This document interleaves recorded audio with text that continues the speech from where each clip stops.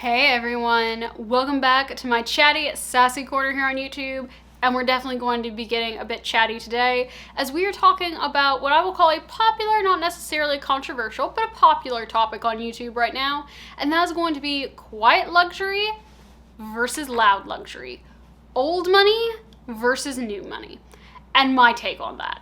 For those of you who are new here, my name is Victoria, and I make videos twice a week talking about luxury fashion, luxury travel, and life's luxuries in general. If any of that interests you, make sure to hit the red subscribe button down below.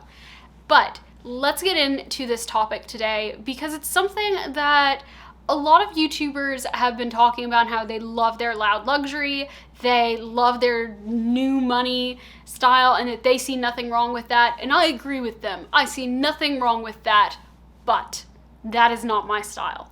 My style is more of the quiet luxury, more of the old money luxury. The pieces that I'm looking to add into my collection fall more into the old money luxury because for me, I find it much easier to wear solid colors, to wear neutral colors, to wear classic pieces that are quality but that allow me to shine through, because I don't want my clothes or my bag or anything like that to be center stage. I want me to be center stage. And I feel so much more confident when I'm in a quieter outfit because I feel like people are looking at me and not at my clothes. And that's not to say there's anything wrong with wearing bright colors, anything wrong with wearing logos. For instance, I look at someone like Cassie Thorpe and I love her style. It is bright and vibrant and there's so many colors and patterns and different brands and logos, but that style's not me. And so even though I appreciate it on her, and I appreciate people like Amelia Rose and Dale from Dale's Addiction and Meredith from Living Luxe with Meredith, who have all these amazing, just bright colored handbags and bright colored clothing and logos on their clothing, that's not me. And that's okay. I feel like that we're at a place in society where so often we assume that if someone is one thing, that means they're opposed to the other. And I don't think that that is the case at all. And fashion's meant to be enjoyed. And so for me, I love a good white collared button down. I love wearing a monochrome look with just some jewelry accenting it. I'm gravitating towards luxury items, not for the logo or the status symbol, but because of the quality. And it's why I'm turned off from Chanel, is because I see quality going down the tubes. I'm not buying it because I want people to see that I have a Chanel bag. Obviously, I can go out and buy a Chanel bag. I carry these things because I love the quality. That's why I love my vintage pieces from Louis Vuitton so much, is the amazing quality. When I carry my Louis Vuitton duffel bag, I am conscious of that logo that's on it. And I am conscious of the fact that probably makes me more of a target, but I love the quality of that bag. The fact that it's nearly as old as I am and still perfect is why I buy these things.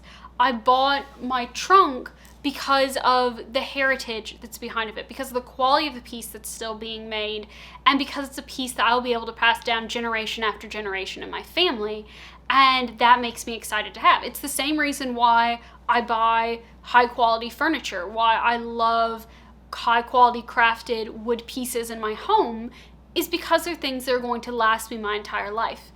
I don't buy things just because of the logo. And yes, I enjoy the logo. I enjoy wearing red bottomed soles. It makes me excited to get to pull them out and wear them. But I'm buying them because of the quality. They're worth the price to me because of the quality.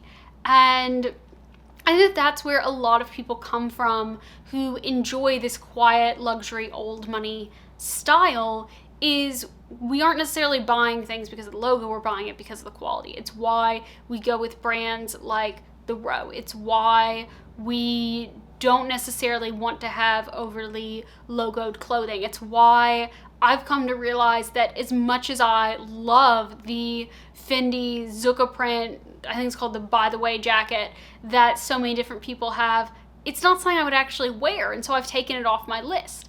But I've replaced it with the YSL all black teddy coat that's, again, both pieces are fantastic quality, but the teddy coat, because it's solid, works better with my personal style. And that's okay. I can still appreciate something but not have to own it. And I think that there are some people who are gravitating more towards that old money style because they want to present an old money look. I think that there are some people who gravitate towards that style because they're conscious of the fact that we're headed into a recession, and they either don't want to be overly showy with their clothing, or they don't want to make themselves a bigger target by wearing brand names.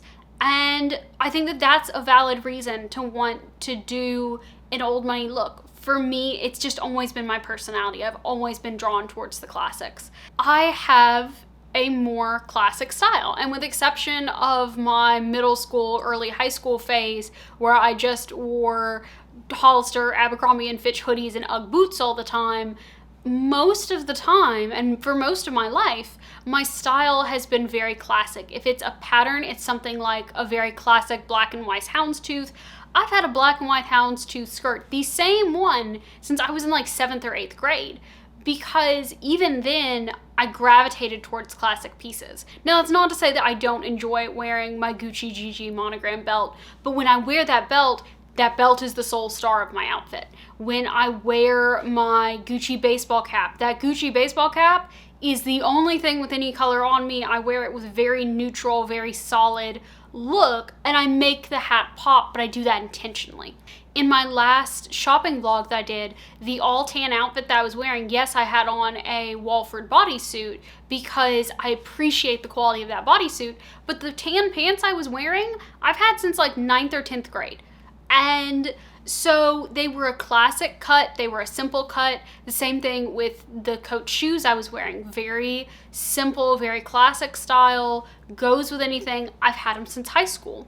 But then I add some elevated pieces of luxury to that, like wearing some of my nicer jewelry, carrying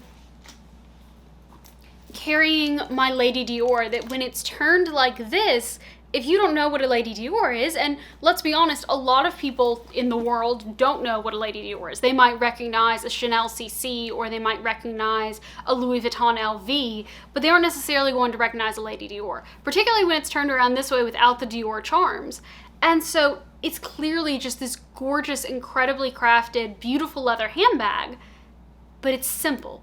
And it's quiet, and I love that, and it's why it's my absolute favorite crowning gem handbag in my collection. It's why when I'm going into these stores and I'm looking at Louis Vuitton, all the different monograms, even the more subtle monograms on things like the Capucines or on things like the Empreinte leather, they don't excite me in the same way. And I get way more excited when I see a beautifully crafted leather bag at Celine, like the Celine 16. But to me, and I know that some people say that old money is boring, but to me it's not boring, it's just classic. And I get to let my personality shine through in, for instance, the jewelry that I wear. And so I have all these different pieces of jewelry, and I love mixing them in. I love wearing my fine jewelry. I love wearing my Tiffany. I love wearing my Yerman. I love wearing my Cartier, because they're beautifully crafted quality pieces. But I don't care if anyone else recognizes them. I personally enjoy wearing them. It's the same reason that I won't go and buy a piece of costume jewelry from Chanel or from Dior or from Louis Vuitton, is because I don't want to pay for something that I don't feel is worth it when it's brass, when it's fake pearls, when it's fake stones. To me, that's not worth it. And so I don't enjoy wearing those pieces. And I think that a lot of people who wear sort of an old money, quiet luxury style feel that way, is that we don't buy things because it's a status symbol. We buy things because of the quality. And I think that that's sort of where there's somewhat of a division in understanding where that old money aesthetic comes from. And I certainly don't consider myself to be an old money person, and I'm not trying to present a look that I am old money, but I enjoy a classic, elegant style, and so that's what I curate. That's why, as I've been going through my closet every couple of months, I'm pulling out more and more pieces, and almost all of them are brightly colored. I'm pulling out more and more pieces, and almost all of them have a loud pattern, because it's just not who I am. And if you are someone who you enjoy wearing classics, you enjoy wearing more muted colors, more neutrals, that's okay. And you shouldn't let anyone tell you that being old money is being snooty, or it's boring, or it's blah, because it's not. And you get to have fun with it and you get to enjoy it. Just as people who enjoy an old money style shouldn't say that people who enjoy logos are tacky. The two don't, it's not a synonymous thing. I don't think that we should be saying, well, all quiet luxury is old money and all new money is loud luxury, because I think that there can be so much of a blend and so much of a scale that putting those labels together gives people a bit of a misrepresentation. And so I hope that this video has been a bit clarifying for some people, has made some people feel better about their style, and has also allowed people to see a different take on this old money, new money, quiet luxury, loud luxury debate. I hope you have a great rest of your day, everyone. Bye!